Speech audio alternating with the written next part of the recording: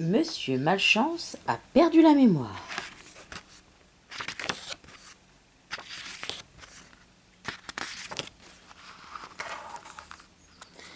Monsieur Malchance était ce genre de personne à qui il arrivait toujours des malheurs. Tout est renversé sur la table du petit déjeuner. Des petits malheurs, des moyens malheurs, et surtout des grands. Il a cassé la cheminée, il a dû tomber du toit de sa maison. Un matin, Monsieur Malchance sortit du lit, ou plutôt tomba du lit, comme il le faisait chaque jour. Il se releva, tira les rideaux et ouvrit la fenêtre. C'était une belle journée. Il se pencha sur le rebord, inspira profondément l'air frais et boum, il tomba de sa fenêtre. Pauvre Monsieur Malchance. Il se retrouva dehors sur les fesses et se frotta la tête. Soudain, il réalisa qu'il n'avait aucune idée de l'endroit où il se trouvait. Il ne savait pas à qui appartenait le jardin où il était assis, ni à qui était la maison qui se dressait derrière lui. Il ne savait pas non plus qui il était. Monsieur Malchance avait perdu la mémoire. Pauvre Monsieur Malchance.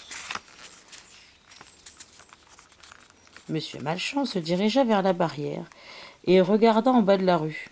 Monsieur Méli-Mélo passait justement par là. « Bonsoir, dit-il. » C'était bien le matin, mais comme d'habitude, Monsieur Méli-Mélo confondait tout.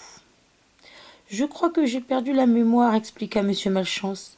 Savez-vous comment je m'appelle ? » Évidemment, vous êtes Monsieur Prudent, répondit Monsieur Méli-Mélo. Monsieur Malchance était rassuré. Mais il n'est pas Monsieur Prudent, il est Monsieur Malchance. Monsieur Malchance décida alors de se rendre en ville. La première personne qu'il rencontra fut Madame Paquet, l'épicière, qui portait de lourds cartons. « Bonjour, salua Monsieur Malchance. Je suis Monsieur Prudent. Puis-je vous aider ?»« Vous tombez bien, répondit Madame Paquet. J'ai justement besoin d'une personne très prudente pour livrer ses œufs. » Si elle savait qui c'était en vrai. Monsieur Malchance prit les œufs et descendit la rue. Et parce qu'il était Monsieur Malchance, il glissa, tomba et brisa tous les œufs. « Eh bien, pour un monsieur prudent, vous n'êtes pas très prudent, gronda Madame Paquet. « Je suis désolée, bredouilla Monsieur Malchance. Le pauvre. Monsieur Malchance continua sa promenade et passa derrière la laiterie.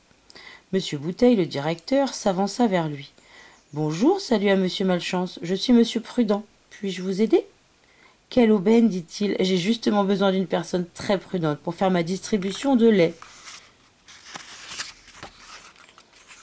Monsieur Malchance se mit au volant et démarra. Mais, au moment où il tourna au coin de la rue, il freina trop brusquement. Le camion se renversa, les bouteilles se brisèrent et tout le lait se répandit par terre. « Eh bien, ce n'est pas très prudent de conduire ainsi, » gronda Monsieur Bouteille. « Je suis désolé, » bredouilla Monsieur Malchance. Monsieur Malchance poursuivit son petit tour en ville et tomba bientôt sur Monsieur Pinceau, le peintre, qui travaillait en haut d'une échelle. « Bonjour, salua Monsieur Malchance, je suis Monsieur Prudent, puis-je vous aider ?»« Oui, avec plaisir, répondit Monsieur Pinceau. J'ai justement besoin d'une personne très prudente pour me passer le pot de peinture. » Qui est au pied de Monsieur Malchance. Monsieur Malchance grimpa les premières marches de l'échelle avec le pot de peinture dans ses mains, mais, comme tu peux t'en douter, il tomba et toute la peinture se renversa sur sa tête. Pauvre Monsieur Malchance. Monsieur Malchance décida de s'éloigner vers la forêt. « Je ne comprends pas, pensa-t-il. Je suis Monsieur Prudent, mais je ne sais rien faire sans être maladroit. » À ce moment-là, il fonça contre un arbre. Boum! Ah bah d'accord, il s'est assommé. Et qu'est-ce qui va se passer peut-être? Ça alors, se dit-il en se frottant la tête. Qu'est-ce que je fais ici? Je pensais être en train d'ouvrir la fenêtre de ma chambre. Mais d'où vient cette peinture? Toi, tu le sais, n'est-ce pas? C'est alors que Monsieur Fermier, qui passait par là, lui cria « Attention !» Tiens, j'ai déjà entendu ça quelque part, se dit Monsieur Malchance. Juste avant de tomber la tête la première dans la rivière.